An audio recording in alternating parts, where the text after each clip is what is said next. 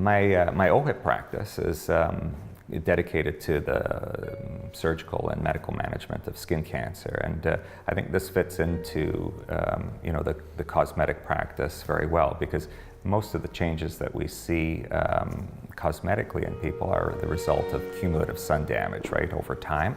And the kind of end result of that cumulative sun damage for many people can be skin cancers or precancerous lesions. BestU is a one-stop shop because there is the full spectrum of services, right, from just the over-the-counter products to all the way up to the surgical services. So with membership, basically what it does is it focuses on selling results, right? And so instead of selling an individual treatment. The personal experience part, though, comes from when I was younger.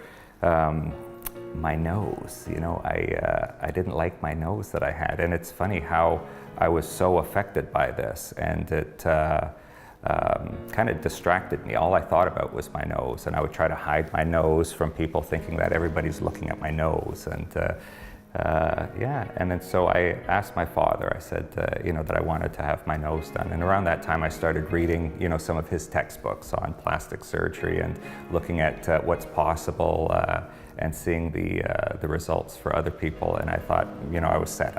I wanted to do that. And it was like just being freed. My mind, where I spent so much energy thinking about what I looked like, all of a sudden with the operation, I was free. Now that energy spent thinking about my nose was directed to other things.